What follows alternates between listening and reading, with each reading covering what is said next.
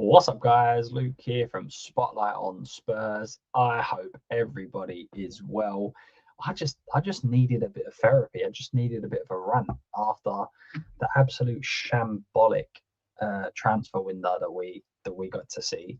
The ridiculous excuses that we're hearing as to why we had such a bad window, the constant nonsense that we keep hearing, where it's the same excuses time and time again. From what I see, Langer's interview today, or not, whatever nonsense you want to call it, was just absolutely ridiculous. And it was all what was said last time, and it's all what's going to be said next time. It's just full of excuses, like literally just ridiculous.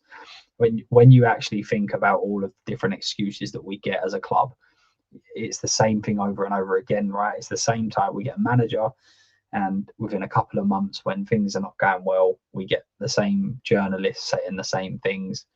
When things go wrong, we get the owners saying the same things. When we don't sign transfers, don't sign the right signings, we get the sporting directors coming out saying the same things. It is just absolutely ridiculous, and there's just so many people that have now started to really jump on board and understand it. But I've still seen people back this. I'm still seeing people say things like, yeah, but January is a difficult window.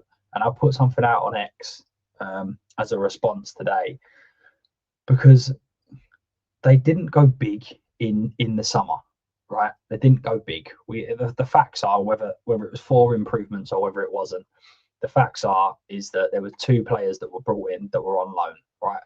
And yeah, you can nitpick and say that they were replacements for injured players, etc. But whatever the reason is, there was 2 players that were brought in on loan, and there was only 2 permanent signings that were actually made, right?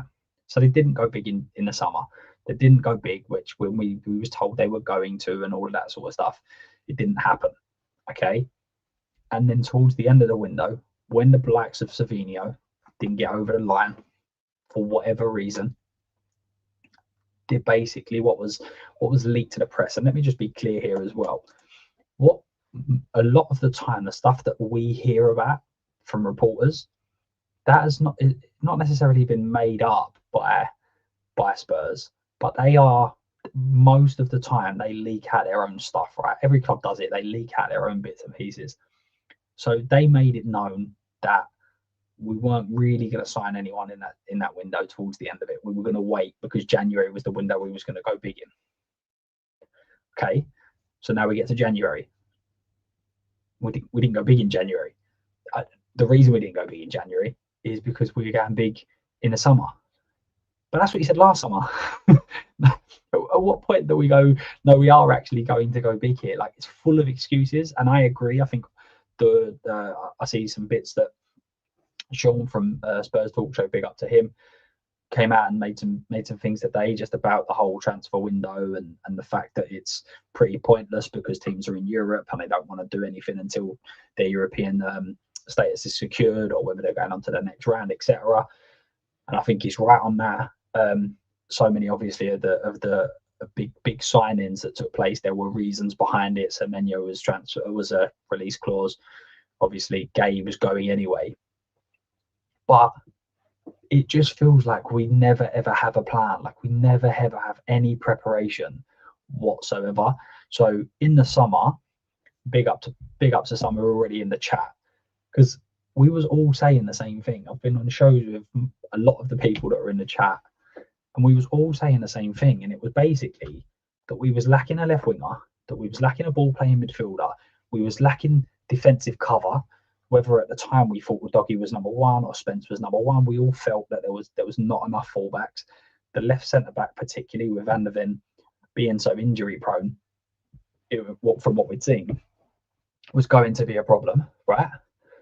So we all knew all of this. None of this is news to us. I keep saying this, like, this isn't nothing new.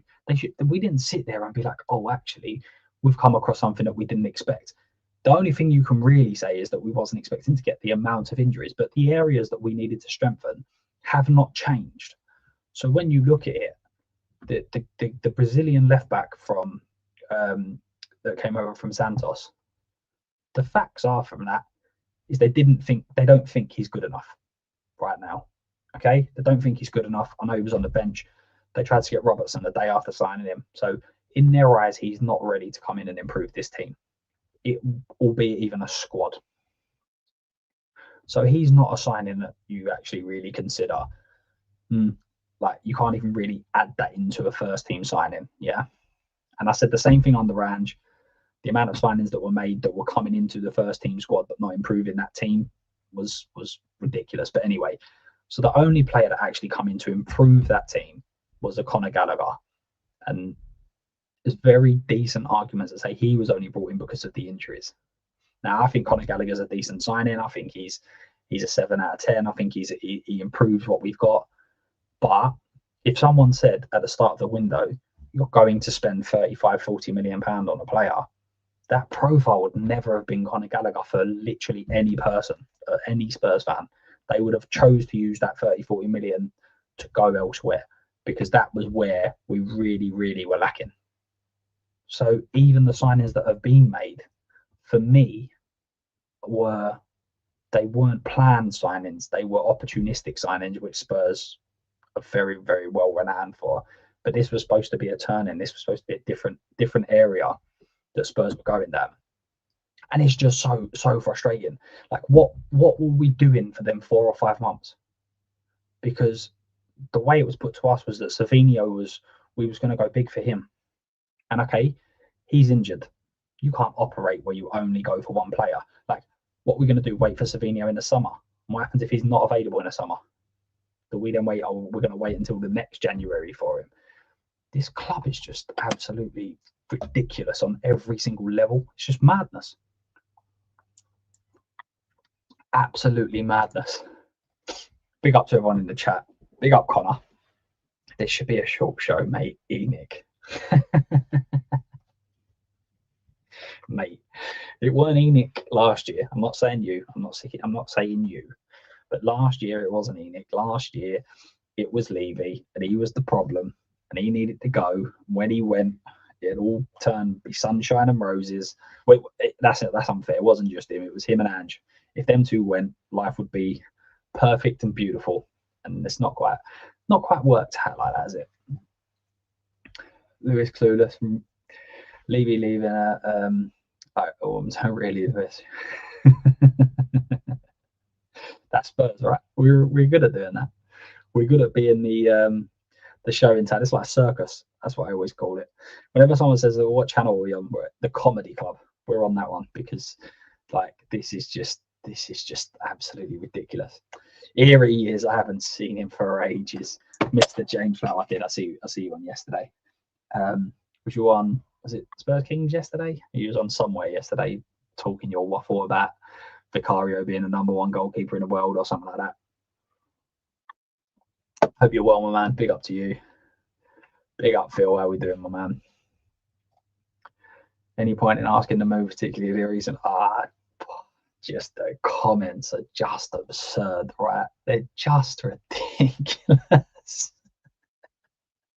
It's just madness. Like?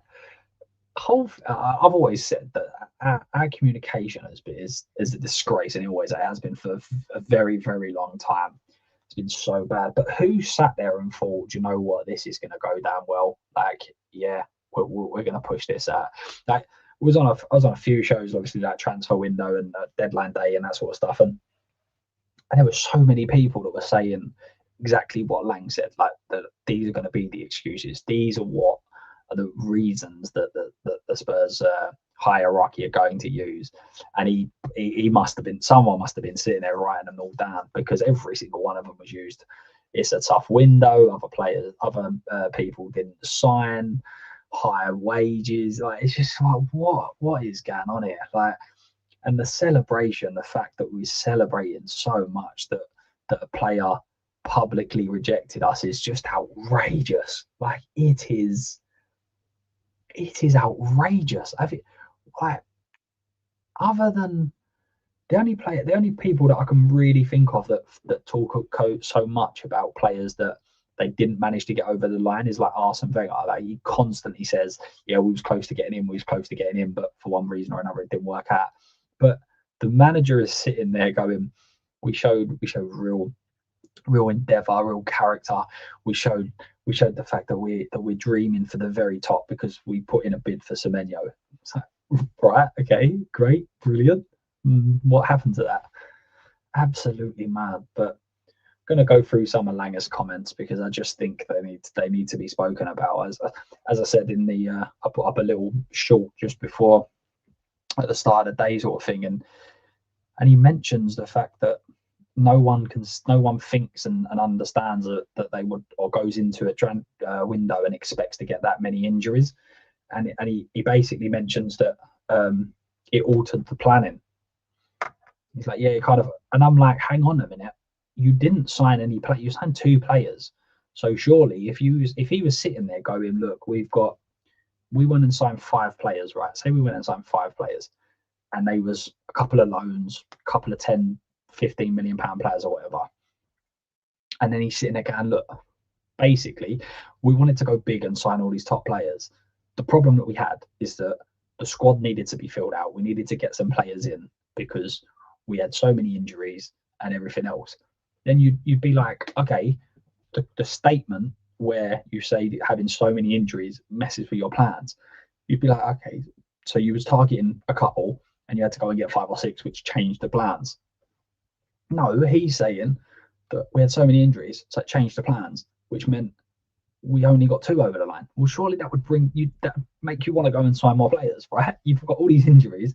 You need to go and improve the numbers and everything else. But yeah, he was simply, so it sounded to me, I don't know, I'd love to know from you guys, like, what do you think on this? But it felt to me, what he was saying was, they actually wouldn't have signed Gallagher if the injuries didn't come about. So it would have just been Sousa. Now, I might have heard it wrong, but that was how it was said to me. It was said to me, it was heard that we only signed these players because we didn't have, because we had so many injuries. Because why would the injuries make a difference if you weren't planning on signing anyone anyway? Like, it would make any difference whatsoever. So just so strange. Absolutely so strange. And as I say, I think the biggest shock of today wasn't even the interview. It was the leaked news that Spurs are going to continue with the process that didn't work. And listen, I'll hold my hands up, and I don't think the system can't work. I think it can. I just don't think Spurs can do it right because we don't do it right. But before Langer was when Langer was first in charge, and it was when Paratici had sort of stepped away for whatever reason you want to use. So I've got a real bad earache. I said that I think that they could work well as a partnership because Langer is predominantly a youth prospects, almost like probably youth scouts, not fair, but that's sort of his game. That's what he does. So you could almost have him managing the under 21s, the under 18s. That was what I was saying. He could manage all the young players and the players that you're buying that are just below first team level. And then Paratici takes over all of those first team signings. And I still feel like that system can work, but you wouldn't be able to have 2 directors of football in charge that both consider themselves number one. It would have to be like you're almost bringing in a director of football that just worries about the here and now, and then you bring another one in that kind of is almost, as I say, is like an upgraded sort of head of youth development sort of role, and they both work in tandem. But they have to have similar sorts of ideas. They have to have similar sorts of understanding and be aligned in some aspects. Whereas these two seem like they're not aligned in anything. Like, it just absolutely. Gary, big up my man. Big up Freddie. The only position we don't need is a goalkeeper. Mate, we need every position. I actually don't think that's true, to be honest with you. I think that the problem, and I've said this on a few streams, I think the biggest problem with our team is that we don't have any star the star quality. I think when you mix in some of our players with very, very good players, I think it's okay. It's just that none of them are like the main men in teams. Like they're always, all of them are kind of like the backup, I guess. They're all like the rotation option. Like if they're in squads, you're kind of like he's a decent option in a squad. But when you're like, oh, he's starting every week, you're kind of like, actually, not the one. But this is what I'm saying, and this is part of the problem, James. Right? I know this is a tongue-in-cheek comment, but when you actually look at it, in the summer, as I said, we got 4 players, and we don't know the future of Palhinha. First few weeks, it seemed like he was dead cert. He's in. He's going to start. It's going to be the bollocks. But obviously, didn't work out. Things haven't gone 100% to plan. I'm not a hater of him at all. I think he is what he is, and if you bring in that sort of option and you play to his strengths, I think you're all right. However, we're not really playing to his strengths. I don't think we're utilising in the best position. But if them two don't get signed, then we brought in Xavi Simons, right? I think it's going to be a very, very good player. But all we've done was bring in Xavi Simons and Kudos. And that means we left ourselves so short in that window. And then you come to January and we haven't fixed anything in January. And then when we get to the summer, we're not going to fix everything we need to fix. And part of that is because you can't fix that many. You can't fix that many issues. And even if you did go out and get all them players, they're not all going to come in and gel. So you're at a problem. So when they don't get enough done in the summer, say that even if they go and sign 3, there will still be excuses as to why the squad fouled, and it's not their fault because the squad isn't good enough, say. That's what some people will say. But the facts is that they haven't done enough in these last 2 windows. So if we went and signed 3 in the summer, and we went and signed 2, say, in January, or even if you want to just say 1, and then in the summer you go and get 2 or 3, all of a sudden you've now got a core group of players that you've brought in that you would hope would improve the team that you've got. But instead, we've got 2 players in the summer that came in. We've got Conor Gallagher is probably 1. So now it's 3 players. So in 2 transfer windows, all we've done is actually improve that team with 3 players, when you could argue that team could be improved by hundreds. Like, do you know what I mean? There's so many players out there that can come in and improve this team. And I think that's the problem. Like, we're not talking about being up the very, very top where it's difficult. Like Poch is prime example, right? Poch is 11. For Spurs to go and improve was virtually impossible. And I'm not saying there's better players. There's no better players out there. What I'm saying is that level was so high when the wages that we paid and the transfer fees we paid, going and improving that was so difficult. But you have to still try and be inventive with stuff. You still have to try and find a way to be able to bring players in, fill out a squad, whatever. But here, right now, like the way he's talking, it's like we're second in the league, and he's going, it's really difficult to sort of improve.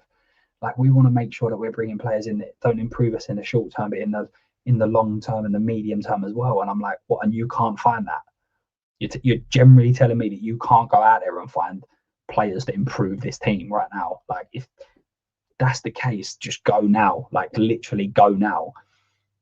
And then the statement, as I said, comes out today from journalists saying that he's going to be staying. It's absolutely outrageous. It's outrageous. Everything about this club is just mental. Like, we are just absolutely mental. Yeah, I mean, they've been editing that all day, right? That's probably a 40-minute video, 40-minute interview where they've just took snippets out and gone, oh, we can't add that in. Let's get rid of that. Oh, let's get rid of that. Like, it's just madness. And this is one. Didn't even have to play top dollar. Nope. Yeah, Oscar Bob will be an interesting one. yeah, I think it'll be an interesting one. I think he's the one that a lot of fans wanted, but that injury, it's just the injury, right? Like I've actually seen a lot of City fans that they're not even sure about him, which I thought was quite strange. I thought he was a decent player, Bob, but some City fans are saying that he's not it. But as I said, I think the injury is the thing that Spurs have gone. I'm not sure about. But Lookman at 35 million, like it's just madness, don't you think? Like I still think there's something with Lookman. I still think there's a reason why so many teams didn't go in for him. Atletico Madrid did, but so many teams didn't. And is there a reason behind it? But it's almost like we don't really have a choice. Like we don't really have a choice. If there is a bit of a gamble, take that £35 million gamble. You need to do it. You know he can impact games. You know he can win games. You know he can score goals. But again, like for me, when people were talking about Lookman, I was like, I'm not sure, right? And he I don't know whether these stats are still correct because there's been a couple of games since, but during the middle of January, I looked and Tel had more league goals than Lookman. Tel's barely featured whatsoever at Spurs. Now, I haven't obviously followed his situation at Atlanta and everything else, but he was a goal scorer. That's what people are saying. He's a goal scorer. He scores goals. He gets assists. But Tel had more goals than him. And that's the problem, is that we needed goals. We need people that are going to come in and score goals immediately. And he's obviously weren't in a bit of form. Then he had a decent Africa Cup of Nations, and obviously his goals in the season have improved. But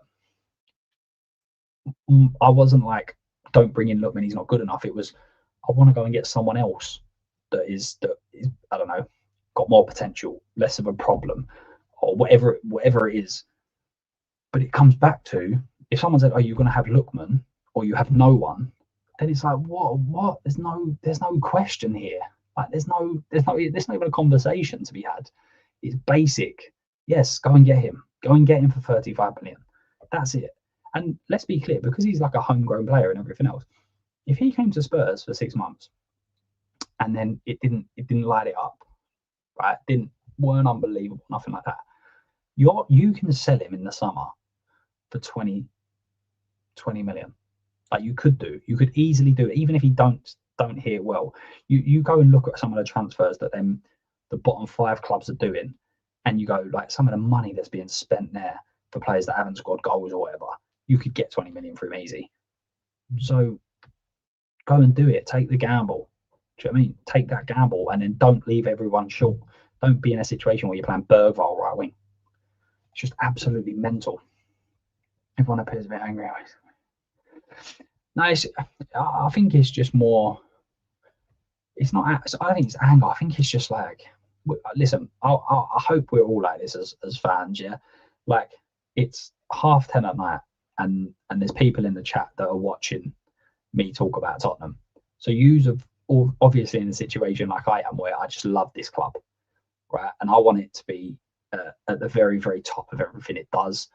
I want to be proud. I want to watch games that I enjoy. I want to talk about them in a glowing term. Of course I do, which is very difficult being Spurs. But I think I always have there's always a head and heart in anything I say or do. Any judgment I make, any comment I do, any prediction I do, I always go like, this is what I think.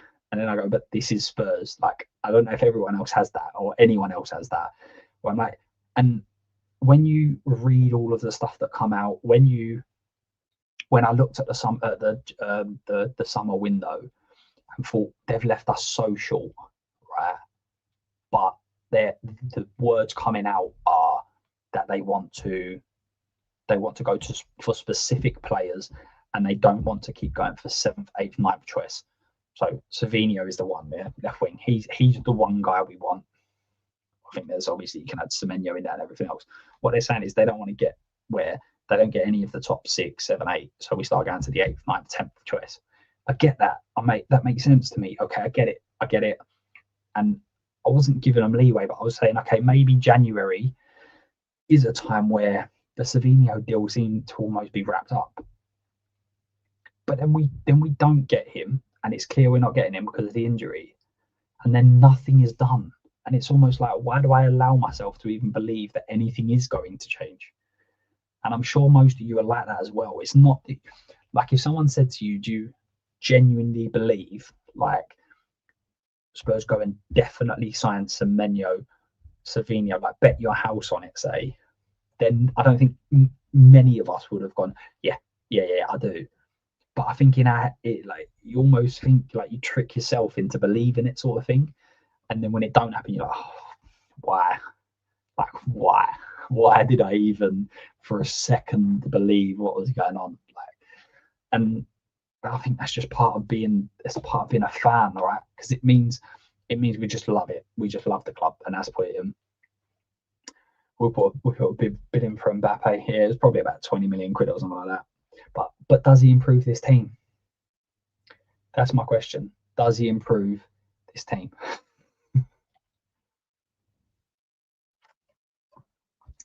It does, right? And listen, January is a window where you overpay, right?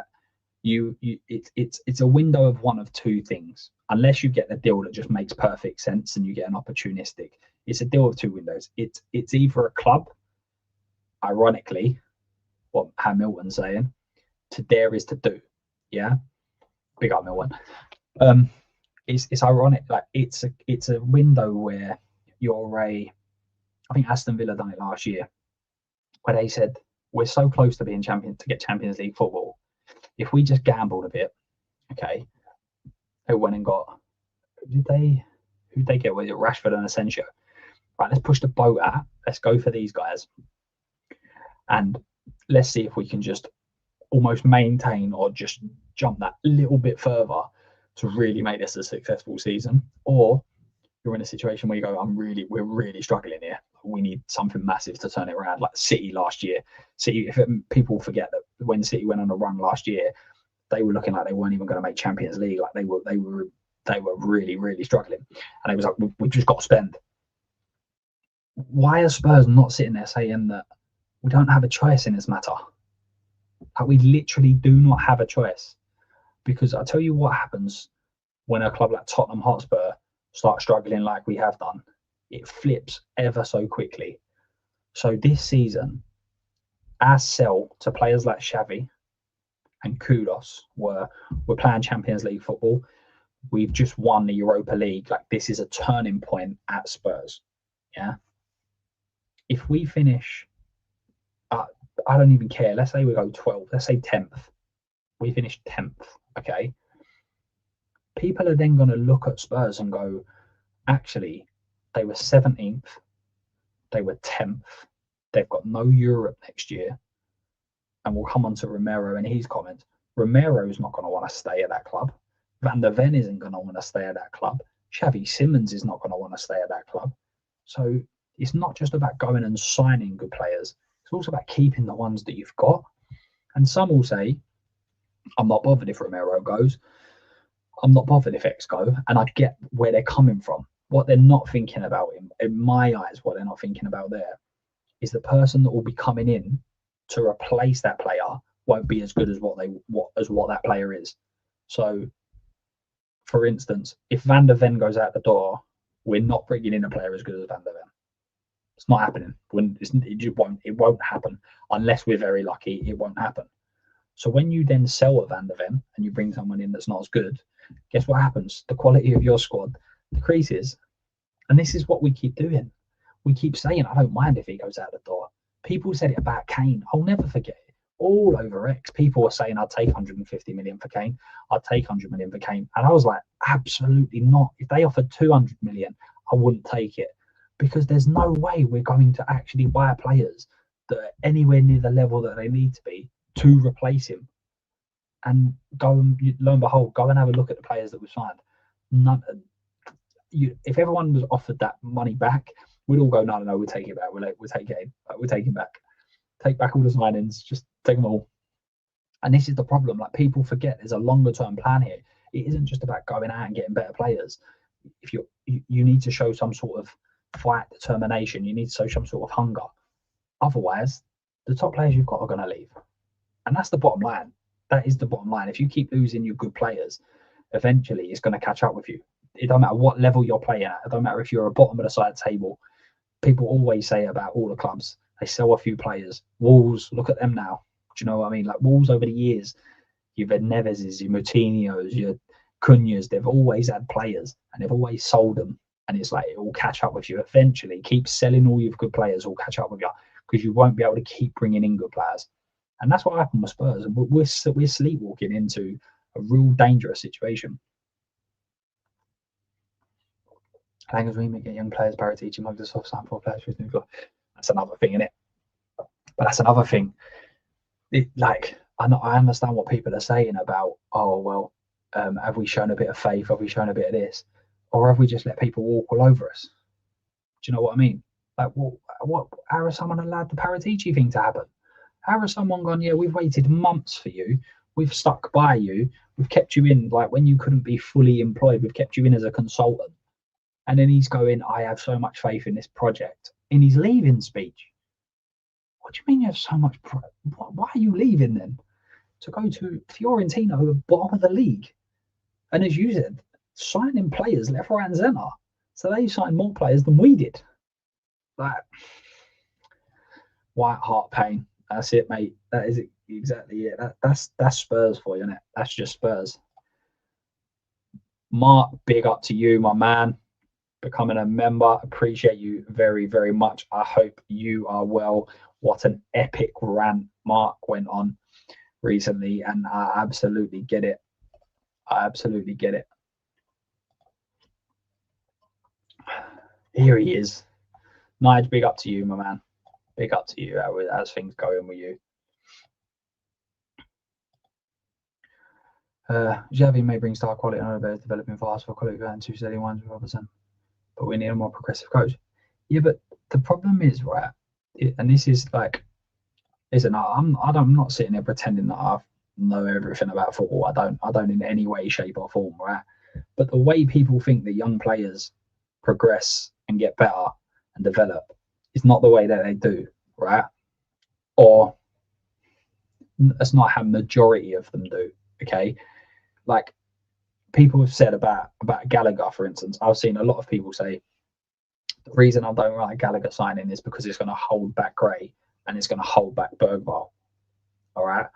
Now, obviously, what they mean is that those players won't play as many first team games. Yeah. If I was an Archie Gray, if I was a Bergvall, Conor Gallagher is the exact type of person that I'd want in a squad. I would want to be seeing how he operates. I'd want to know what it's like to be a Chelsea captain. I'd want to know what it's like to work under a Diego Simeone. I'd want to know what it's like to go and win titles. I'd want to know what it's like to play in England games. Like, it's not just about them taking up game time. We've all seen the amount of games that are played. We've all seen the amount of injuries that people get. So Gray and Bergvall, if they are anywhere near good enough, they will play games. If they're not good enough, then Conor Gallagher will take all their minutes, but then they're not good enough anyway. So if you have a decent squad, and this is something I'm probably going to do, I'm going to put it all together and really look at it. And I want to kind of separate out what squads look like. And obviously, the higher up you go, the better they'll become. And I want to separate them out from first team top players.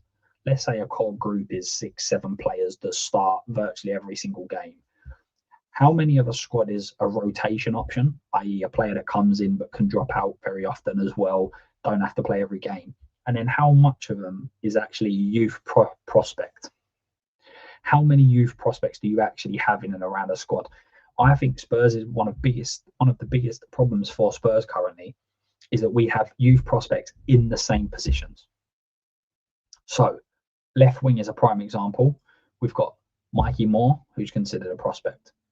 Matisse Tell, who's considered a prospect. Odegaard, up until this season, has been considered a prospect. They all play left wing. Who has put that squad planning together to say, let's have 3 players that are all prospects, all coming through in the same position? And I know they can all play in different positions. I get that. But predominantly, they all play on that left-hand side. And then you've got 3 prospects And then you have no player in that squad that is your first choice, guaranteed starter, left winger that plays every game, that those three players look to and go, what can I learn from his game? What can I learn from that? How can I do this? How can I do what they do? It doesn't make any sense to me. It makes no sense whatsoever. And big up Paul. We've got Malia and Vuskovic to like. Imagine if you're Malia right now, right? You've just signed for Tottenham Hotspur, yeah, and you have an opportunity to come in and just play with the first team, yeah. Obviously, Malia's a little bit younger than Bergvall and Gray, but I think a year or so. But he comes in, and Kane is your number one striker. Melia say he doesn't play a minute for a season, yeah, but he's in training every week. He's standing there, he's playing, he's looking, he's watching, he's seeing Harry Kane, right? And then you go the other scenario where he's starting. Sorry, Melia's on the bench, and Richarlison's your striker, and Richarlison's starting every single week, and Melia's coming on. He's getting 10, 15 minutes here, there, and everywhere. Like, I think Malia would, or most players do. I can't say exactly this occasion, but most players I think would improve more by watching Harry Kane, being around Harry Kane, seeing Harry Kane, watching what he does. How does he eat? How does he conduct himself? I think there'd be better stead for them to go and do that, but at a certain period, then go and play first team football, which might not be at Spurs or whatever, because that's a key part of it. Being able to learn and be at the very, very top, or seeing players that have been at the very, very top and how they do things, is just as much experience as playing. It's just as much. Now, you couldn't ask a player to do that for 4 years, because they have to be able to play games as well. But they have to be able to be there and participate and see what top players are doing, because otherwise you're a Lawrence yourself. You're just making it up as you go along. Like, imagine being a left winger and having a Son when he was 26 there. That would have been the perfect learning experience for any of those wingers, to just see what he does, how he does it. Do you know what I mean? Like, what positions is he taking up? What advice can he pass on? And that's why Spurs have done this all back to front. You go and get your experienced players. You go and get your top pros. You go and get your winners. You go and get all of those sorts of players, and then you bring in the younger players to learn from them. We've gone and got all the young players and then bringing in the experience afterwards. It makes no sense. Makes no sense. Romero will leave in the summer. Would Vuskovic be ready to step in? And this is what I mean. Like, again, people, like, if you're comparing players, right, sometimes you might take a little bit off where you go, okay, you've got Romero here, you've got Vuskovic here. Vuskovic is not as good as Romero, but he could be better. So you take off a little bit.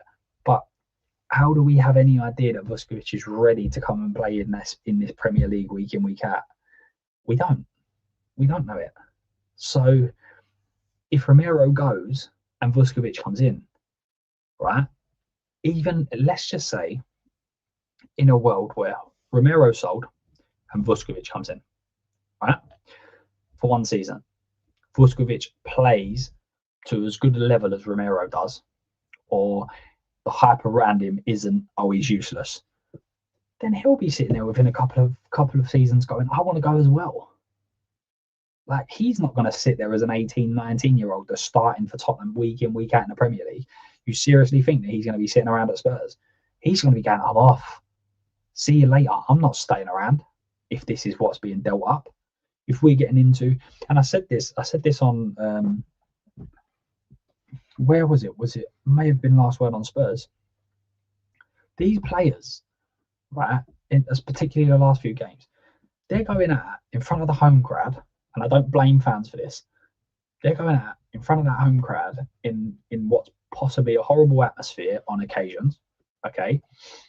And they're experiencing a weird sort of situation where there's half empty seats, stadiums, there's whatever, right? They've got 17-year-olds on the bench, or 5, or whatever it was. You've got Romero who's sick, throwing up from all intents and purposes. Apparently Odebert was exactly the same, and they're wheeling themselves out And listen, I'm not saying the big thing about, oh, we need to like feel sorry for them or anything like that. But these players are going to be thinking, why would I bother doing this week in, week out when we're in a January transfer window and we're getting no help? None whatsoever. Like, these players are going to be sitting there going, look, if we just had a couple more bodies in and around this team, even if they're 6-month loans, it would just help us out. It would allow us not to be playing Pedro Porro as a defensive midfielder because we have no other alternatives on the bench. Like, their players are going to be like, I'm not doing this. Like, I'm not going to keep standing for this. And Romero, again, it splits the fan base. Take Romero out. Use Van der Ven as the example. Like, use him. Is he going to be sitting there going, I'm absolutely happy with this? Of course he's not. Of course he's not. He spoke in the interview about him wanting to become one of the best in the world. Milton thinks that Cootie and Van der Ven's like, I don't think both of them. I don't think Spurs can lose both. And to be fair, both have got fairly long contracts. But I think it's one of their last. I definitely think one's sold. What's up, my man? There's always an Arsenal fan that's got to appear in it. There's always one that has to appear. Hope you're well, though, bro. Bergvall will leave the season after. So there's, at the moment, obviously, I'm not including Vuskovic, but there's 4 players. Bergvall, I'm not as concerned about right now because I think that he needs to grow as well, right? But there's 3 players that I think if we lose, we don't bring in players better than. And I think that's Van der Ven, I think that's Romero, and I think that's Xavi Simons. I think if they move on, we don't bring in better. Big up Russell, my man. Hope you're well. And exactly this. We constantly downgrade, right? We constantly do it. And then fans sit there and go, I don't understand why we're this bad. Well, I do. I know exactly why we're this bad. Like, because we constantly buy worse players than the one that they replaced. Like, this is just what we do. And I'm not talking, again, go to Poch's team. I'm not talking about downgrading from that because that was a very, very good team. I just mean in general, 9 times out of 10, the players that we bring in are not as good as the players we let go. That's it. That's the simple facts of it. Not replacing Son. It's negligent. It's absolutely negligent. How can you go from your club captain and listen, I felt like it was perfect timing for Son. I felt he should go. I felt it was perfect for him to go.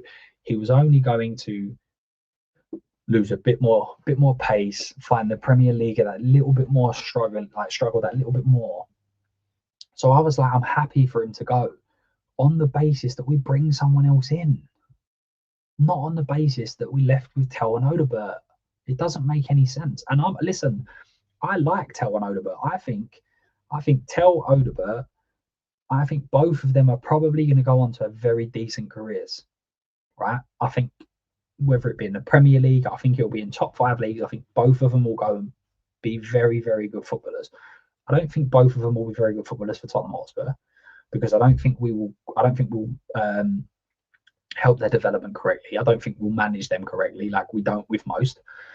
So I think that both of them are decent players, but they shouldn't be in the same squad. They just shouldn't be. And if they are in the same squad, they need to have players that are the players in front of them that they're learning from. And that's not what's happening. It's just not what's happening. Yeah, he's almost too controlled, right? He's just so controlled in everything he says. Everything he says and does, he just seems in so absolute control of. And you're just like, really? Like, where's the passion? Do you know what I mean? Where's the, like, if you're, this is the guy that's going to sell the project. Do you know what I mean? Like, he's going to sell stuff. He's going to, and this is why with young players, it's like we can help, we can nurture, you can learn from us. We're this big club, we've got a great stadium, and young players will kind of be like, yeah, like that's kind of cool. But when you're going for top players, they're going to be like, I need a bit more. I need a bit of substance. So there's just so many individuals that need changing at this club. It's outrageous, isn't it? It's outrageous. Sleepwalking to relegation. We're not as far away. Like, the problem is there's fine margins in football, right? If you actually look at that starting 11, I personally, as I said before, I don't think it's as bad as some people make out. I think that we need to go and sign players that improve the 11 immediately, and all of a sudden the players that are starting for us become squad players, and you kind of go, that's a decent squad there, right? This isn't going to Man City and Arsenal standards. I'm not saying that, we're a mile off that, but just as a general rule, I think we just go and sign a couple of decent players, and all of a sudden things do look different. But I will flip that the other way and go, also, we only need to lose a couple of players and we're bang in trouble. Like, we're teetering just on that edge where with the right investment, with the right players, we can improve, but also we could really go the other way. Cynical out of the whole. This is it. And we all want that positivity. We all want to see that good stuff. We all want to believe that this is what's going to happen. But we know deep down that there's a possibility that Spurs will mess it up if they can. There's a way of doing it. They can. I'm all good, my man. Other than Spurs, I'm all good. How about you? How many Spurs like Romero do you think will stay if Poch comes back? It does depend. It does depend, because I think it's how checked out they already are, if they are checked out at all. I think it's more what they're showing. Like, as I said, Romero and Van der Ven have both got so long on their contracts. I think, is it not 3.5 years? I think Van der Ven has.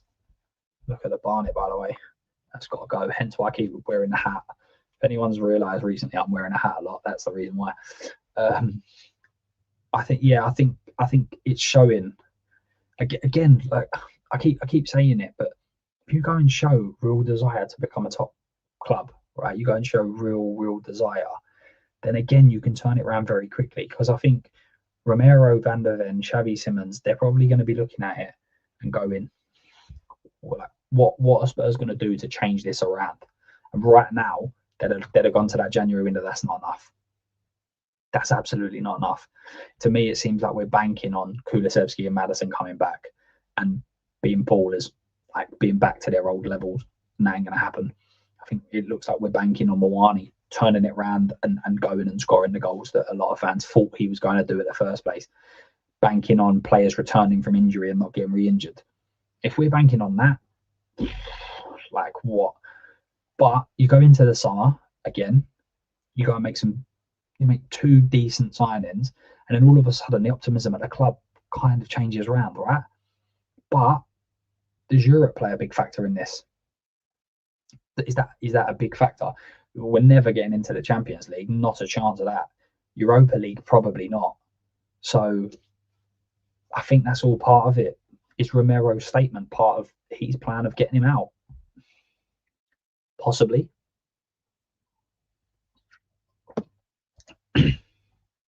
I think it's a positive thing, mate. I do. I generally think that these sorts of players, if let's be absolutely clear, if Spurs were a big club or fought like a big club, then over the summer and January, they would have put themselves in a position where players like a Gray, for instance, was being loaned out. Okay, they were being loaned out. Gray was going to.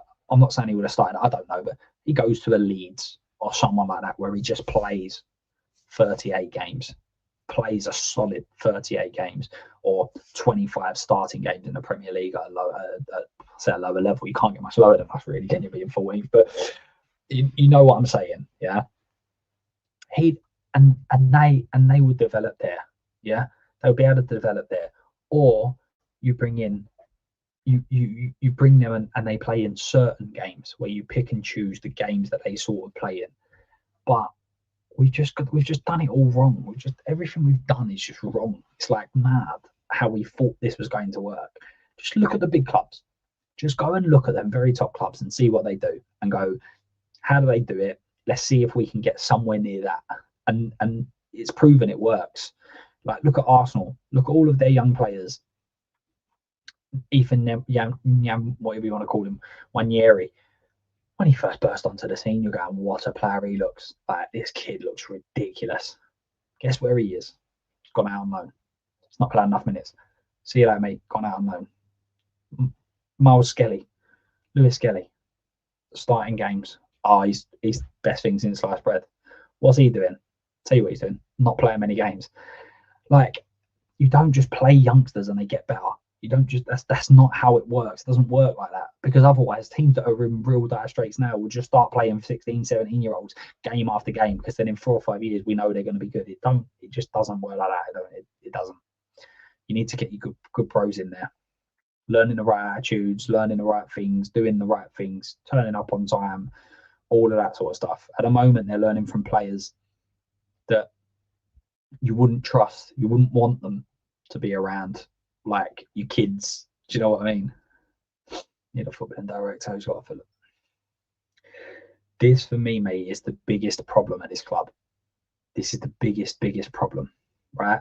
And from speaking to people that know far more than I do about Tottenham, the whole idea about Ange when he was brought in was that was the way that we wanted to play. Obviously, you got to pull it back in and rein it in a bit, but his idea of football is what Spurs wanted. They wanted an attacking brand. They wanted a front foot. They wanted pressing. They wanted, like, in some ways, I wish is the Pochettino one, right? They want that. That's what they wanted. That's what all of the youth players were playing. They all virtually played the same sort of systems, the same sort of formations, and obviously player profile slightly different. But the idea was we was doing that. So what happens when a young player steps up into first team training? Okay, the quality goes up, the pace goes up, the speed goes up, but they know where they're supposed to be because they're being taught that at the younger age groups. And then we go and bring in a manager that is the polar opposite to the last one. Like, sorry, what? How does that make any sense? Like, it doesn't make any sense whatsoever. And I'm sick and tired of constantly doing this. Like, decide what you want to be, decide where you want to go, decide how you want to look, and then keep buying players that fit that system. Keep hiring managers that fit that system. But it gets the board off of being able to sign players, because part of the other reasoning that people are now saying about Frank is, well, what if they don't really back him? What? Well, A, if you don't back him, sack him. And B, I think what people are kind of hinting at is that players might be bought and not fit the system of the new guy. Well, stop hiring managers with different systems then. Just go with one and then decide that that's where we're going. And then when that person doesn't work out for whatever reason, he goes and someone else comes in and they play a similar system. So again, if Ange wasn't the guy you wanted, absolutely fine, get rid of him. Bring in a manager that has some sort of similar philosophies where the whole squad don't become irrelevant because we've brought in a completely different manager.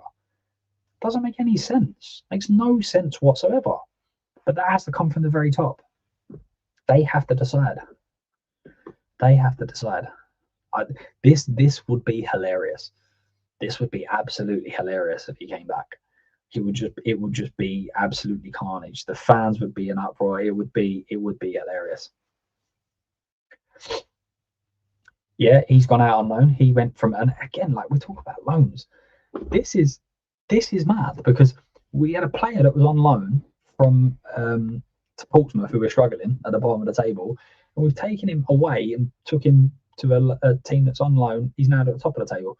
So I believe I've spoke to a few Coventry fans. Apparently they're struggling at wingers, but it's just like the kid needs to play. Stop loaning them out and then they don't play games. It's madness. So Solanke ain't his scoring rate. He'll push it back into the English squad. I think he's a decent player. I really do. I think Solanke's a decent player, but he needs good players around him. Right? He's not the elite of the elite. He just needs good players around him. And if he gets that, then I think he's a decent player that can be used and worked with 100%. And I've kind of always said that. I feel he needs to be upgraded when you get to that level. Like if you're looking at top levels.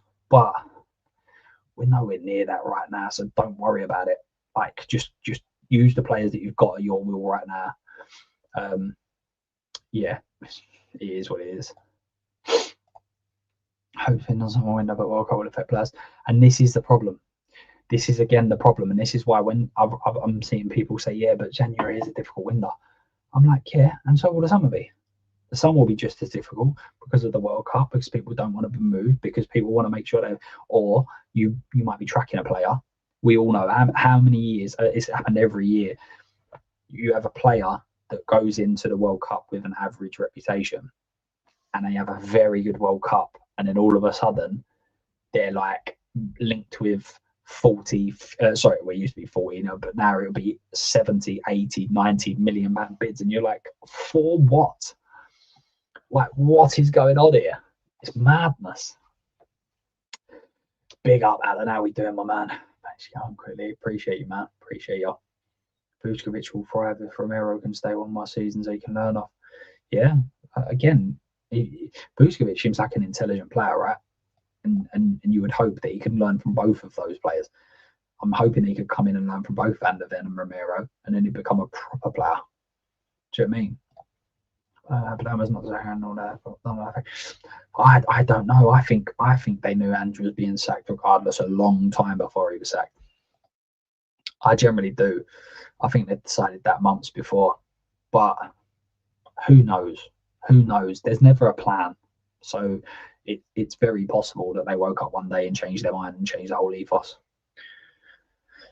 Big up, Alan, my man. Please, please, please, guys, make sure you're hitting that like and sub into the channel. We're on the road to 2K. We're getting there. We are getting there. 1824 currently, so we need 176 more, 6 more subs to push us up there. So for anyone in here that hasn't subbed, please, please, please go over and do so. And follow us on all socials, guys. We're on every single social you can imagine. That X, we're on TikTok, we're on Instagram. If you haven't followed us already, go over and follow SpotliteOnSpurs as everything, all spelt the same. Ran out of excuses, lost all credibilities. Cannot even convince our fans. No, this is the problem, is that they're not. This is the same ownership. There's just it's the same ownership. Kudos was an upgrade on Johnson. Yeah, I agree. Yeah, I agree with that. I agree he was. But, and again, this is why, think of a football squad as a puzzle. Don't think of it as individuals. Okay. Kudos is an upgrade on Johnson as a football player. Yes, he is 100%. Okay, but Kudos has never scored the goals that Brennan Johnson scored in the Premier League. Yeah, Son, a lot of fans wanted Son gone. So even if you want to say Odobert is the same level as Son, I don't think he is, but say you thought that, Odobert's never going to score as many goals as Son did. So where do these goals come from? Like, they have to come from somewhere. Someone has to score these goals. And people will say, oh, Johnson was terrible at this, he was terrible at that. He scored goals. Ange put in a system that allowed him to get the best out of Johnson by scoring goals. So if you take away those goals, who brings them? Where do them goals come from? Who brings in goals? Kudos doesn't bring in goals. Some would say Kudos brings in assists. Okay, but who's scoring the goals that he's assisting? We don't have enough goal scorers in the team. So I think that is a failing, that we wasn't able to get Johnson to score goals. I think that's a failing that we have to consider, or a failing that we didn't get rid of him and bring someone else in that scores goals. Like the whole Johnson thing, people were going crazy about selling him and were really happy about it, and I wasn't. And it wasn't because I didn't think Johnson could or should be sold. I was okay with Johnson being sold. I think he got a lot of hate, which I think is, I can understand some of it, but I think it's fairly unfair. But regardless of that, he's a player that we need to upgrade. Johnson shouldn't be in a top 4 squad, for instance. So if you're selling him, okay, who are you bringing in to replace him? That's what I was saying earlier, Alan. We haven't. So again, what we've done is we've gone and sold Johnson and not replaced him. Yeah. So with Kudos, what you've done, you've got Johnson over right winger. You bring in Kudos, Johnson becomes your backup, right? You're improving your first 11, but you're also improving your squad, because your squad option goes from being no one to Johnson, and your first 11 becomes Johnson is now dropped and Kudos is in. So you're strengthening both areas almost, in essence. All we've done is basically brought in Kudos, sold off Johnson, so now we've got no one to back up Kudos. So the squad, like, what are we doing? It doesn't make any sense. It makes no sense whatsoever. Palhinha has an upgrade on Basuma in the 6. Yes and no. I understand what you mean for sure, but Palhinha doesn't like, and this is something I don't know whether many Spurs fans have actually realised, but he actually doesn't play in the 6. He plays as the 8. So if you go back and watch any of our games, Archie Gray or Bentancur is the midfielder that drops between the two defenders. It's not Palhinha. So Palhinha does the 6 in an 8. He does the 6 position, but in an 8 role. So in terms of being defensive on the pitch, he actually isn't in those defensive positions as much as people think, because in the build-up, he actually goes to the 8 position. That one's for sure. Absolutely no doubt about that.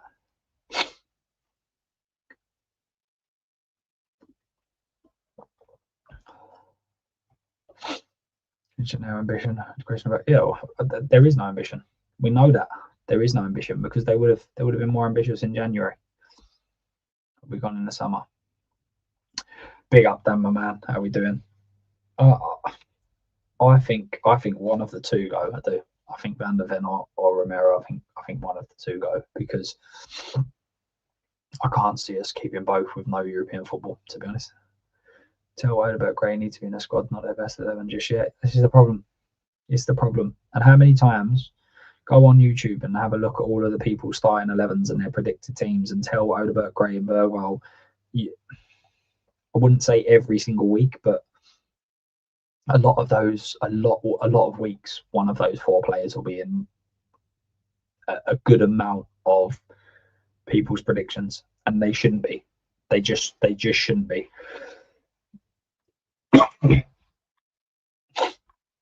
And I agree, Ash, but that's where he plays, right? So that's where we have to judge him. We have to judge him as a 6, because that seems to just be the position that everybody's played with him in. Yeah, he got a goal and an assist, didn't he? He got a goal and an assist. But again, there's overboard, because I've spoken to a lot of Rangers fans that said that he's nowhere near it at the moment. Like, he delivers in moments, but actually in the whole, I remember the Celtic game a few weeks back, scored the goal and everyone was raving about the goal, which was a good goal. Apparently it was dreadful the whole game. It was really, really bad. Great learning curve for him. Great learning curve for him. I like him a lot. I love the fact he's a Tottenham player. I love the fact that he's Spurs. I love the fact that he's come through the academy and all that sort of stuff. But he needs to learn. He needs to learn. And again, if you had a Mikey Moore at your squad in your club, and you had a good, solid top left winger that was there to learn from week in, week out, great. But we don't. Badminton can anywhere in the summer unless people pay 100 million. Yeah, but will people pay 100 million? Do you know what I mean? Maybe they will. Should have been given game time. I think the one thing I'll say about Mikey Moore, and I've said this, so apologies if people have heard it, right? But Mikey Moore has never played against people that are adults or bigger than him. All right. So if you actually look through Mikey Moore's career, if you like, Mikey Moore was an 18-year-old, or he weren't even that. He was 17, I think. And he was playing for the under-18s at Tottenham. He then effectively went up to the under-21 games, right? So obviously he was playing people bigger than him then. He got an injury. And then, I can't think of when it was, but I think it was like the middle of last year. He had effectively played as many games at pro level as he had for the under-21s. It was like 40 games he played, 20 for each. He needs to learn how to play against people that are bigger than him and stronger than him. That's what you need to learn. Yeah. Again, I'm not trying to compare in any way, shape, or form.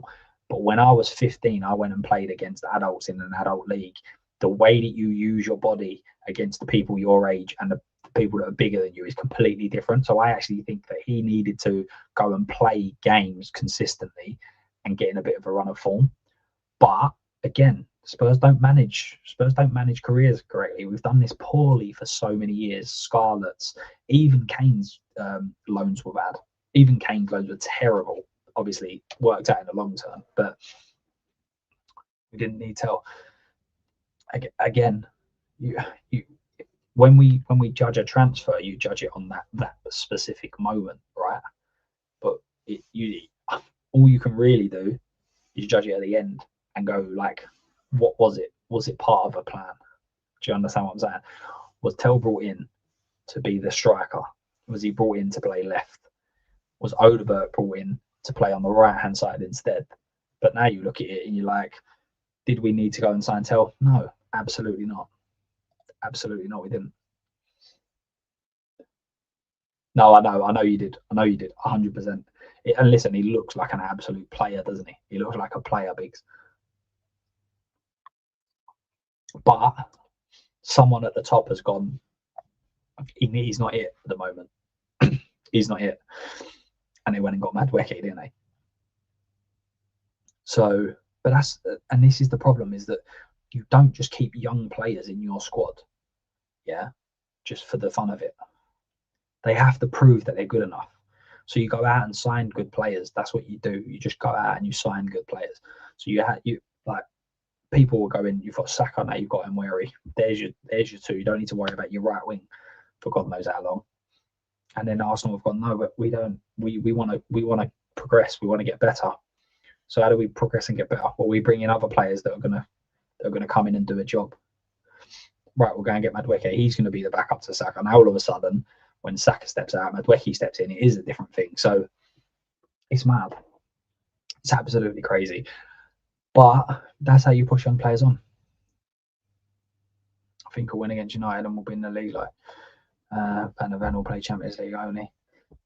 But again, with that, you're looking at it's who you draw, isn't it? It's who you draw, and also that can backfire as well, because Van der Ven might be a player that needs to play regularly to keeping that fitness up. So, and I don't think we can do that this year, because there's no way we're winning any Champions League. So we need to finish up as higher up in that league as we possibly can, as high as we can, because you could end up getting a Europa League or a Conference League, couldn't you?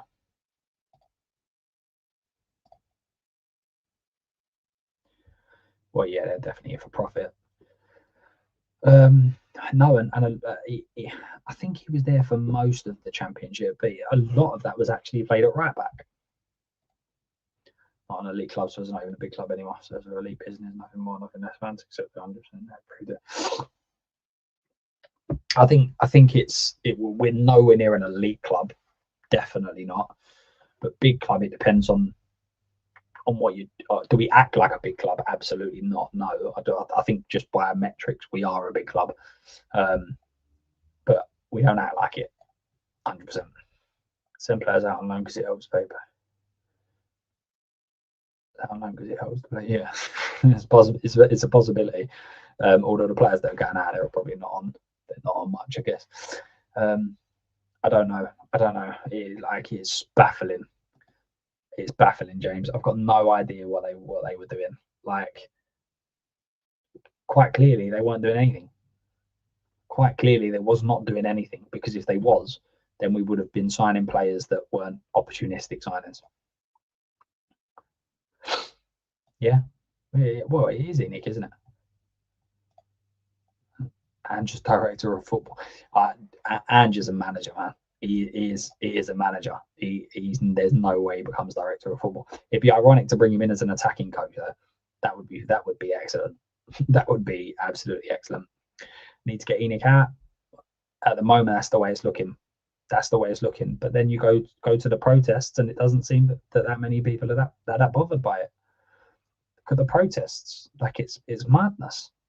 Billy T and Change for Tottenham do like so much work behind the scenes, so much work, and they get so much support online, And then when it comes to games, we had the big one last year, which was brilliant, but it's hard. It's hard. Right? Fans that want to lose season ticket about it. Yeah, but the problem is actually is that I understand what people are saying. Don't go to the game. Don't buy the tickets. Don't don't eat the food. Don't drink the drink. If say for instance in the first year you worked out that ENIC was like this and you weren't a fan of it, yeah, you decided that right, ENIC are not the one. I don't like it. I don't like what they've done. I don't like the way they operate. That means you can't go to a game for 24 years. Like you've not been to a game now for 24 years. You've not bought a Tottenham shirt for 24 years. You've not gone into the ground for 24 years. Like, like, most people don't want to be a fan like that. Do you know what I mean? Like, most people don't want to be a fan like that. They want to go to the ground. They want to enjoy themselves. So I think it's very easy to say, well, you shouldn't do this. And I get where people are coming from when they say it. But it's not as easy as that. Like Tottenham, as I say, it's 20 past 11 at night, and we're all sitting here talking Tottenham. Like, why? Why are we doing it? Because we love the club. You just love being a part of this club. Why waste your time on it? Because we just do. Why waste your money on it? Because we just do. We just have an affiliation with this club and we love it. So I understand what you mean. It is hard, but it's not just as easy as that, because then you've also got the other thing is that if you don't do it, someone else will. Like, you're not actually impacting them as much as you really think you are, because if you don't buy the ticket, someone else buys the ticket, and then when someone else buys that ticket, they don't even know that you haven't gone. It's not relevant to them, and then you've gone 24 years without going to watch your team play football. It's like, yeah, but this is another thing that's really hard, right? Is that you've got when protests are arranged, you don't know what's going to happen. You don't know what's going to happen, so you have to try and work it out what works the most best. So for instance, the walkout that was planned, I see loads of people saying that they can't believe that people didn't walk out, and it was like, but how can you walk out in the 75th minute of that particular game when we see so little, and then in half time we managed to turn it around? Imagine, right? Let me put this to you, because I don't think people think about it this other way. Let's say there was a planned protest, they was walking out at 75th minute, yeah? Spurs score, it's 2-2, 75th minute, fans walk out. 85th minute, Spurs concede and lose the game. You know what happens? All over the press, all in the newspapers, it will be Tottenham fans that are blamed for that loss. That's all it will be. It will be that you're the reason we lost, because you walked out, you didn't back the team, you didn't support the team, you didn't do that. Like, there was in a no-win situation in that, and that's the problem, is that you don't know where the game's going to be. You could do that. We could have been 4-up at City. We could have been beating them 4-0 in the 75th minute, or we could have been losing 4-0. Like, you can't. The protest before the game is different, but during the game, it's virtually impossible to get right, because there's so many different facets. Say for instance, Spurs were 2-0 up and just had a man sent off. Like, there's so many optics of it.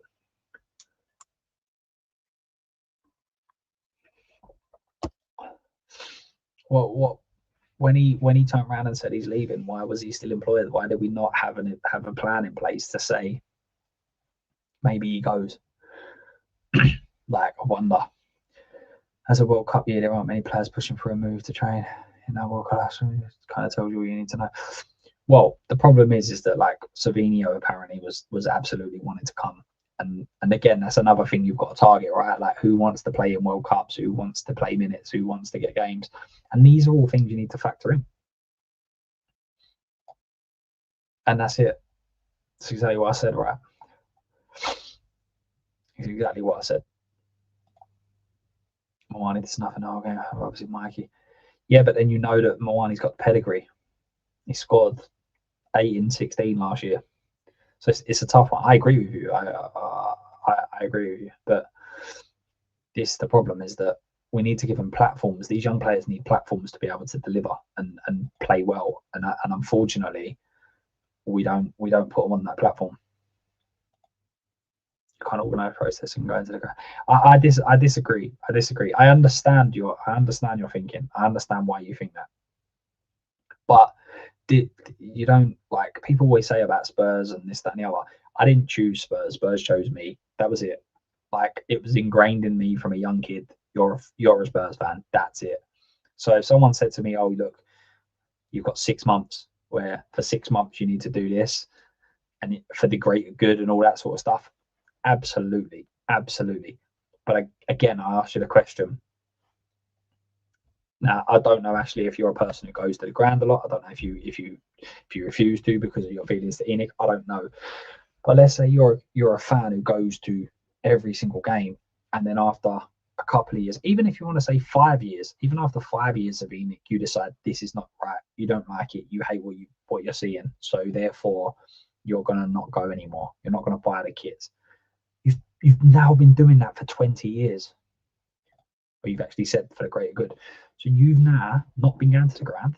You've now not been purchasing tickets. You've now not seen the Champions League finals. You've not gone to the European nights. You've not seen Champions League. Yeah, you've done all of that. And guess what? Nothing has changed, mate.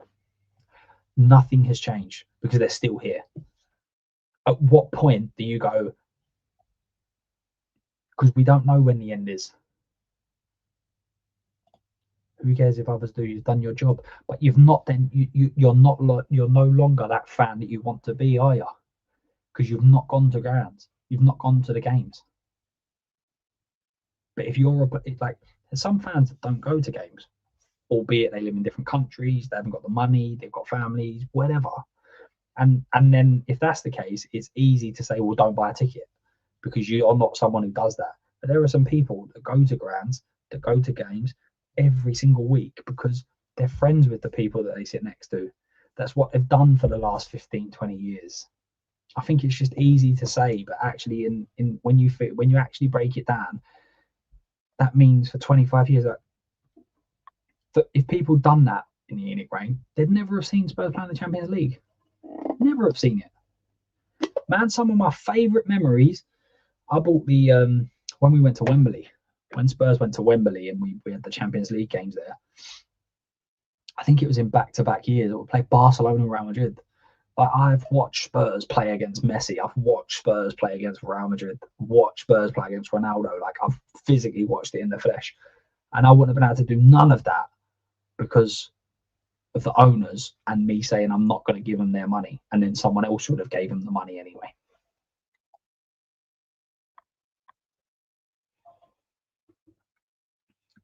It's hard, isn't it? It's hard because there's so many factors that go into a protest that, again, people don't understand.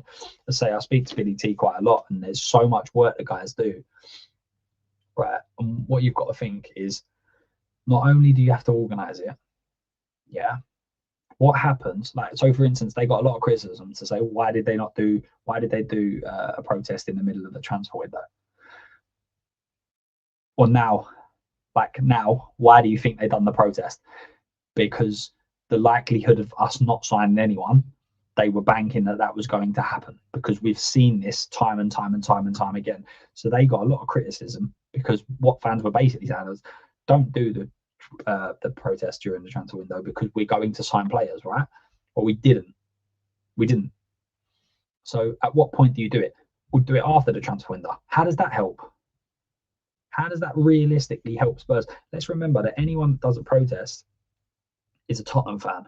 That's the point. They're Tottenham fans. They want to see Tottenham do well. If on the third, if there was a protest this weekend, how does that help Tottenham in any way? We can't then go and sign players.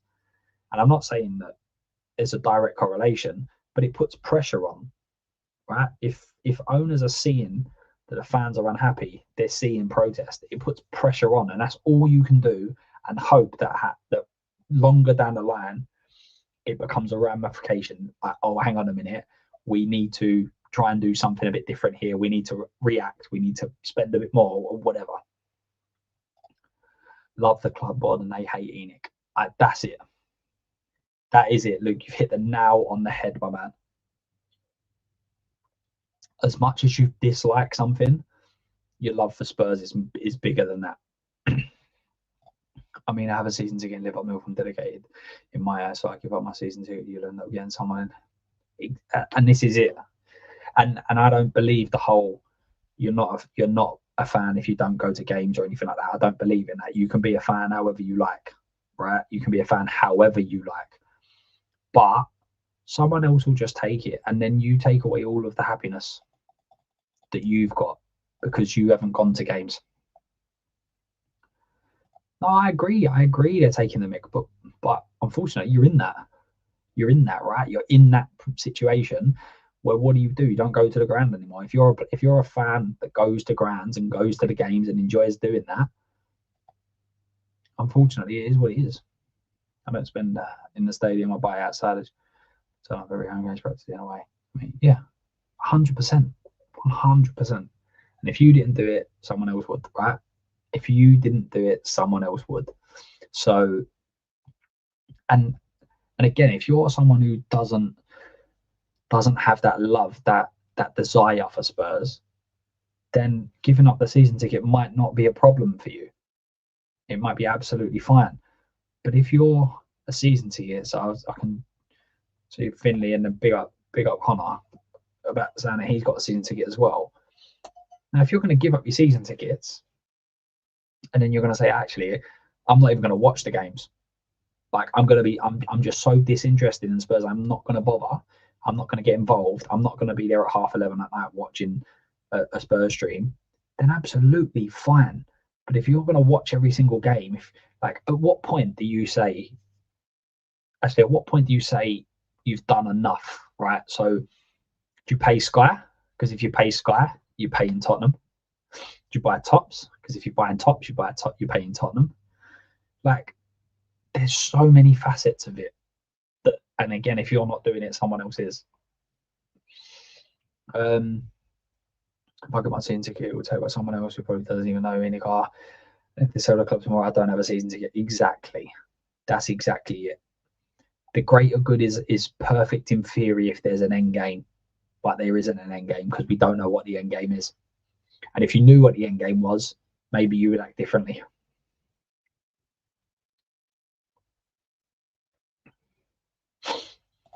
If I give up the dates, and a lot of them don't. Well, I say a lot, but yeah, no, it is a lot. A lot of fans don't, or they don't really care. They don't really care who it is. Do you know what I mean? So I agree. I agree with you 100%. To be fair, it's a great day at Fortunately Sport, but it was fantastic, Luke, mate. It was absolutely brilliant. And this is what I'm saying. Like, I understand the whole don't go to games and things like that. If that's what people want to do, then absolutely fine. But I don't back ENIC. I don't think they're amazing. I don't think they're brilliant. I think they're a nightmare. I think if there was a reasonable and fair offer that came in and there was someone that was interested in trying to take the club forward, I would love it for them to sell. But at the same time, I wouldn't give up the memories I've got of Madrid. I wouldn't give up the memories I've got of Barcelona. I wouldn't give up the memories of the Europa League. I wouldn't give up going to the stadium and to the parade, because I'm not even giving up for something that's got substance. Like, there's no substance to it. There's no, if I went to the parade or I didn't, makes no jot of difference to the club. It does not do that. If 200,000 people didn't turn up, it would, but not everyone's going to do that. we are just an okay team. Yeah, that's what I'm saying. Like, at what stage do you stop? At what stage is that enough for you to do? Like, essentially, you would never buy anything that's Tottenham related. You'd never watch anything that's Tottenham related. You'd never, like, anything that's Tottenham, you wouldn't partake in. And if you don't partake in anything that's Tottenham, then what? How do you define yourself as a fan? If you don't want anything to do with that, all because of your hatred for a person or a club or a man owner or whatever you want to call it. Got the Destiny fan supporters, what was in their own way. ENIC is that.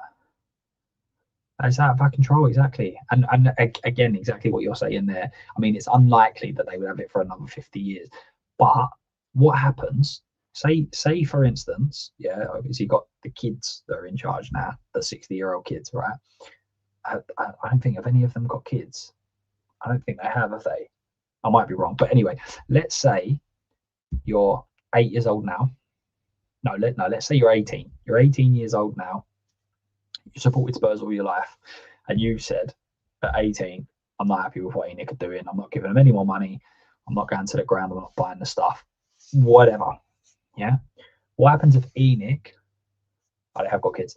What happens? So ENIC, the people that are in charge right now, do what Lewis done, and they hand the club down to their kids. So for the next 60 years, you can't see or go to games. What's the point? Just support. You may as well just support someone else. Hey, listen, this isn't about digging people out. Like, just you've got an opinion, I've got a different opinion. That's fine. That's absolutely fine. It's not about being soft. It's not about being anything. You don't need to call people names. I'm just saying that for your opinion, the fact that you shouldn't go to games, I don't see how that makes a difference. I don't see how it makes a bit of difference. And you've got other people in the chat that are saying exactly the same thing that I'm saying. I'm not saying you're wrong. That does not mean you're wrong in your opinions. That is your opinion on that subject. I spoke to a bloke who isn't season ticket holder about me, are we? No, that's what I'm saying. Most people don't. And let's be clear as well. I didn't, as I said before, I didn't choose Spurs. I was chosen to support Spurs. Like, my family said, you are a Spurs fan. So some people don't know the ins and outs of the club because they go there, they turn up, they meet their mates that they've been going to. That's what it is. Meet mates, go to the pub, argue over the first player is guy. That's exactly what, and that's why I started a YouTube channel. Because that's what we do. We literally just do this. We're just not in a pub environment. Cheers. He wasn't even a Spurs fan. He just got a ticket from me, mate. Not that that's a bad thing, but I wonder how many people are in a stadium now on a match day. Yeah, 100%. And it's an experience. And obviously, you've got the fact that the stadium's amazing, that people want to go to that stadium, they want to see that stadium, that sort of stuff. So it all plays a factor in it for sure. It isn't inconceivable they continue to pass it down for a generation. No, not at all. Not at all. Not when you consider that what's the likelihood of football reducing in value anytime soon, because that's what they are, their investment, right? If their investment was worth 50%, they'd soon sell out and get rid of it unless they were banking on it going up again. Content creators season tickets are worse because you're not helping. You could spend that time trying to convince people to do the same. But again, that's not the case, is it? That's not the case, Ashley. If you go and have a look at the content creators in the Tottenham space, yeah, accumulated. Obviously, I'm nowhere near a part of this. Accumulated, they've got millions of subs, right? I don't know any of them that really sit there and fully back ENIC. None of them. But that does not stop fans going to grounds. It does not stop fans not turning up at the stadiums. We think that because we live in this YouTube world, right? You seem to think that every fan that's a Tottenham fan watches YouTube. Some of these fans don't even know YouTube exists. YouTube is not the crux of. Let's have a look here, right? Let's go on YouTube here. I know you can hear the thingy tapping. Apologies, guys, but let me just have a look here. Who's the biggest expression, right?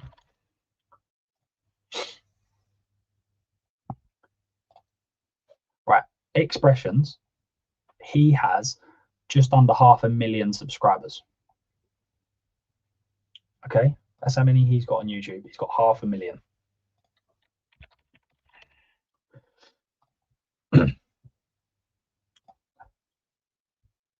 Tottenham Hotspur have 4.99 million. So if Expressions personally wrote to every single subscriber on his YouTube channel and said, please, please, please, don't do anything Tottenham. Don't buy Tottenham. Don't go to Tottenham. There is still 4.5 million people that he's not spoke to. Like, YouTube isn't all of Spurs. Yeah, it's passing it down. Deal with a debt and potential sales is a massive issue in it. Exactly. There's no guarantee that they do that. And then that's it. This is what Connor's saying. You're the only person that doesn't see it. No, it's not that you're not that bothered. It's not that you're not that bothered. If there's something bad that's happening in 7,000 miles away, do you go and stop it? And if you don't, does that mean you're not bothered? No, it doesn't. It just means that you have to work out what's going on in your life. How are you able to get there? How are you able to fund it? How are you able to do this? And some people are absolutely in love with Spurs, so they want to go to games. That's it. You have to set an example. You sit online bashing players and managers, but nothing. But that's not true, actually. That's not true. I see so many people that call out the owners consistently. That's all I've done. This whole show has been about saying that I think the owners need to step up. So, of course you do. Levy's not here, so nothing can add to Levy. He's not here. And Paul, this is the key thing for me, right? I don't care about what people's opinions are in terms of whether they're right or wrong. Most of the time, I've always said there's very few facts in football. There's a lot of people that think they're facts, i.e. Brennan Johnson scored 18 goals last year. That's a fact. That means that he's good, isn't it? He must be good because he's factually scored that many goals. You can't argue with them because that's still an opinion, right? So, but what I always say is, have your opinion. You don't insult people, and that's it. That's all I ask for. I'm coming on here to have a chat, talk football. You give your opinion. I give mine. I think Solanke's best striker in the world. You think he's the worst in the world. Okay, brilliant. That's it. Finished. Do you know what I mean? There's no. You don't need to do that.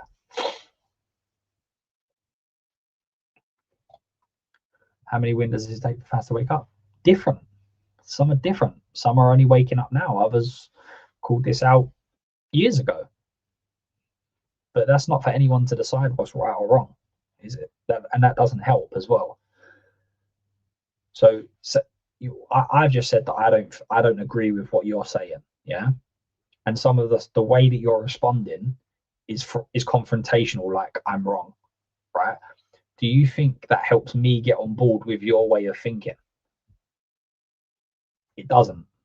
It doesn't. Because if I keep saying you're wrong, you're wrong, you're wrong, you're not going to be more likely to agree with me.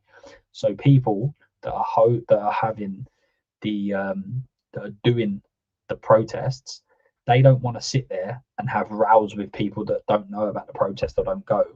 They want them to, when they do understand and wake up, or they do decide that they've now had enough, or they do decide that they're not happy with it, they then go, I'm going to come to the protest as well.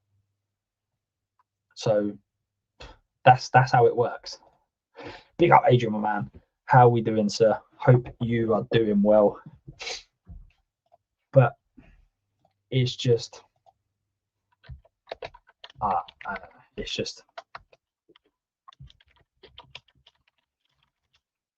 everyone's different. Everyone's different. But the facts is, if you don't go to a ground, if you don't go to the games, if you don't watch the football, if you don't do any of that, and in your eyes that's not paying ENIC, that means for me you're losing out as a fan. If you don't buy the shirts, if you don't buy this, you don't do that, it's hard.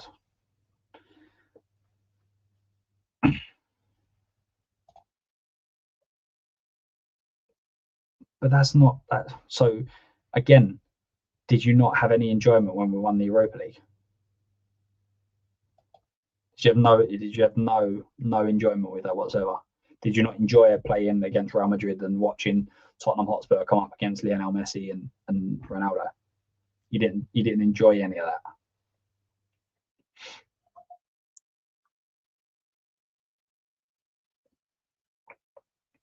And I take it by what you're saying, Ashley.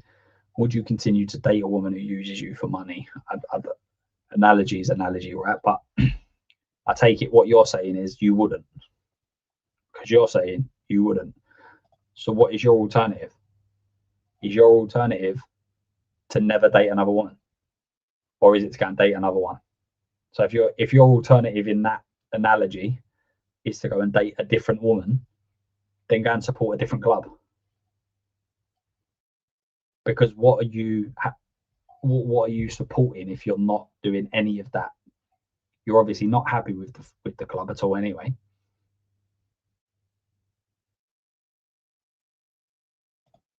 Yeah, but you're generalizing across the whole fan base, and that's not true. You're generalizing across the whole fan base. I don't. I've still got little stickers of Ange. I'm hugely appreciative of what he done at this football club, and I also said at the end of the season, that if he was to get the sack, that we'll be having very similar problems to what we was having under him, because they're not all on him. And guess what? That's where we are. But does that make me hate my club anymore? Does that make me not want to go to games? Because no,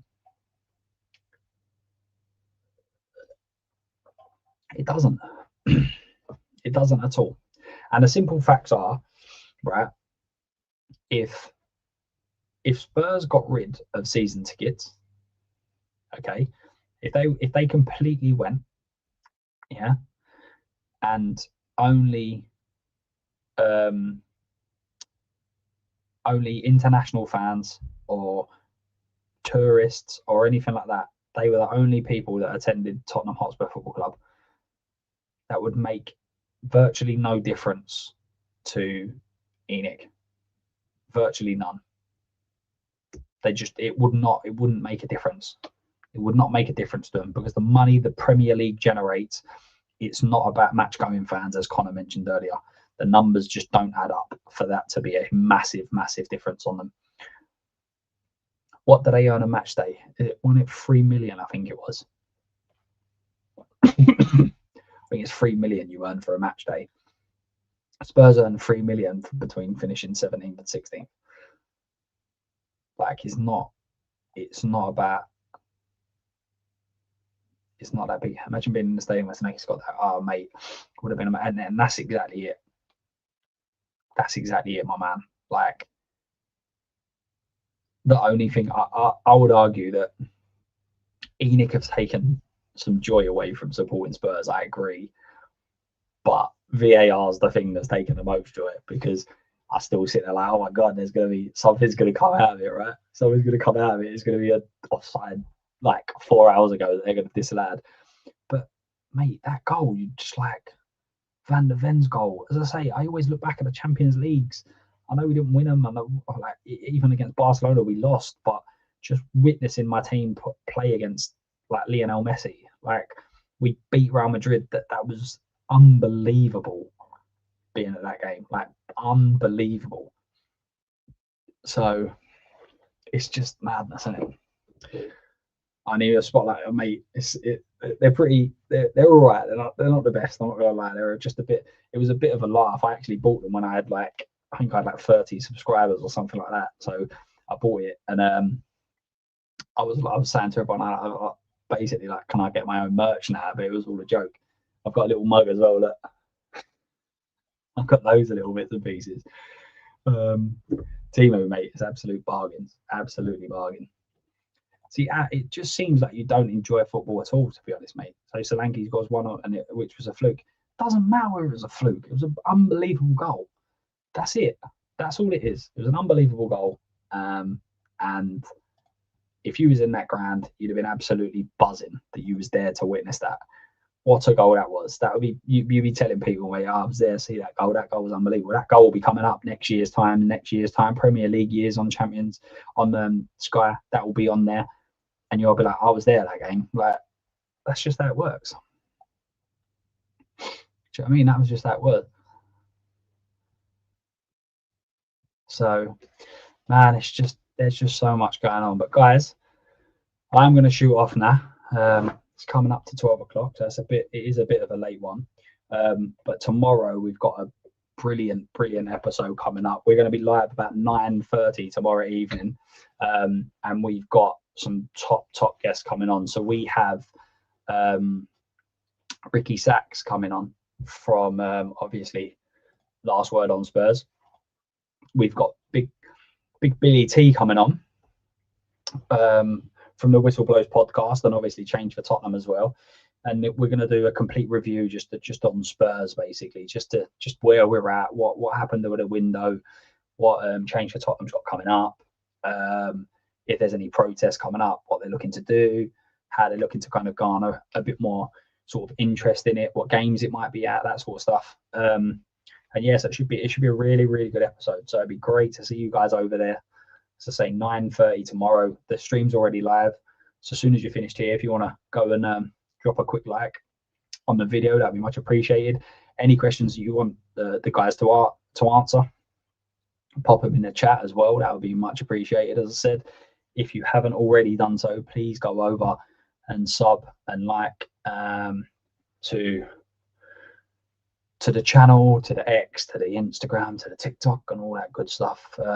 The link tree is in the description box as well. And yeah, guys, I'm going to send you over to Spurs Kings, who are live. Big up to them. They're live at the moment, so I'm going to send you over there. They've got who they got on Ashmack. They've got Newcastle Jay. They've got quite a good lineup over there. So go over, smash the like, pop in the chat. SOS raid, Spotlight on Spurs raid. Thank you all for coming in. Oh, hang on a minute, a couple more messages before we shoot off. Even the first goal must have made. Mate, that buzz of just absolutely ridiculous semi-final. Mate, that this is absolutely genuine. I have that saved as a video on my YouTube, and every now and then I just watch it.